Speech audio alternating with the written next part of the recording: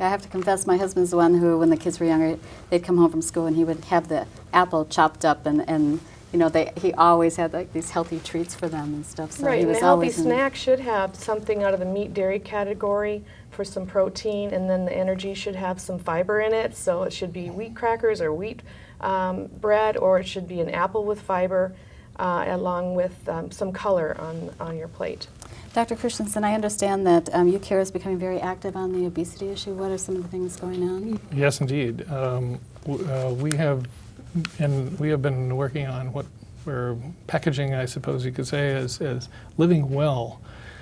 It's a combination of activities, because so much of what we've been talking about is social and behavioral. What we hope for is that we can avoid the health problems that occur as a result of obesity. And of course, when this gets started in childhood, unfortunately, we start to see many of the health-related problems occurring at an earlier age. Type 2 diabetes, something sleep that was apnea. unheard of years ago. Yeah, things that were children, very rare. You would hardly ever see type 2, which was called adult onset diabetes, we now see in teenagers. Problems with lipids, with cholesterols that adults usually would have, we're seeing in adolescents. So our campaign is to try to improve parental awareness of exactly the things that we were talking about, healthy food choices, modeling behavior and activities. We sponsor for our members access to many of the community education programs that help with nutrition, general nutrition, meal preparation, food choices, and so forth.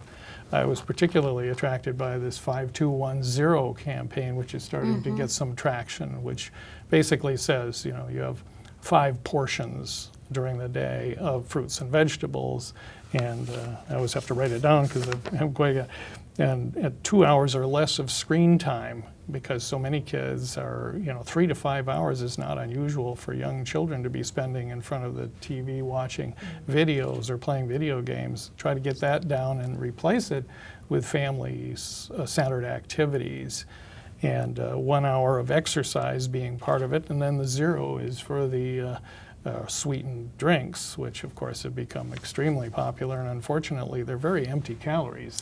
We just don't even have them in our house anymore. Yeah, many families have chosen that. It's those choices that make a difference, and you start setting a better pattern so that you don't have an 8-year-old who then grows up to be an obese 25-year-old. And it's interesting how they can acquire that taste then too, that they don't want the sugary things after a while. So our program is geared towards partnering with the health systems that we work with.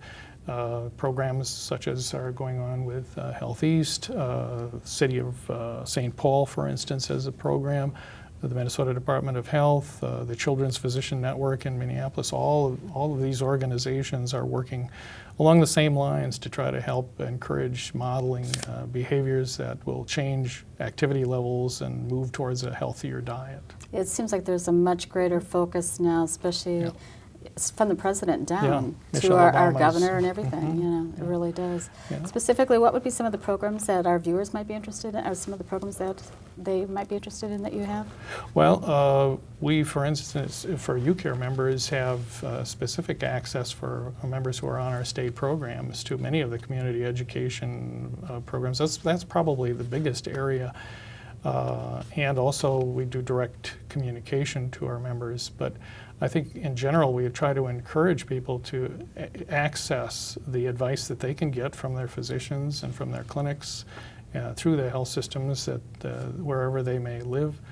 Also, the public health resources are an excellent source. For instance, the body mass index, which many medical groups are sort of making as an additional vital sign to make sure that there's an awareness of whether the child is getting more overweight, is not as easy as it is for adults. The Center for Disease Control, the CDC website, for instance, has a calculator that a parent can use, and you just plug in your child's age and weight and sex, and it will calculate your child's BMI for you.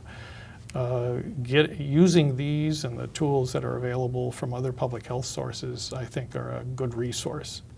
Leanne, you have a graphic that you wanted to share with us. What is that exactly? Right, it's kind of similar to what you're talking about with the 5210. And the acronym that I came up for today's program is being fed well, or well fed. And so the first acronym is WELL, W-E-L-L, and it's replacing the I hate to exercise phrase with the I love to play phrase. And you know, I have a picture of the children playing soccer, and when I lived in the South, what they would bring for the soccer kids as a snack was sliced oranges and water. And they're getting their hydration and a little bit of nutrients there. And more recently, what you see is candy bars or fruit snacks and a big jug of maybe a Gatorade or a Powerade type drink. Kids don't really need all that extra energy. They really just need the hydration. So W and E stands for water and exercise, and then the L would be love and laughter. You know, kids again want to have time with their parents. What I encourage, you know, nowadays kids are involved in organized sports all through the school year and in through the summer. And what I advise parents to do is to take those two big chairs out of their trunk and replace it with a ball, a bat, a frisbee, a jump rope, so that we don't have, as parents, any business sitting and watching our children play. I don't carry a chair up to the field. I walk back and forth. If you have a dog or a child, you can stroll them, or you can walk the dog back and forth, and then get out the frisbee and play with your younger children that are usually there tugging on your sleeve, wanting to go to the playground, being told to sit and watch and perhaps snack. And so we need to create that time, even though we're kind of tied to the playing field.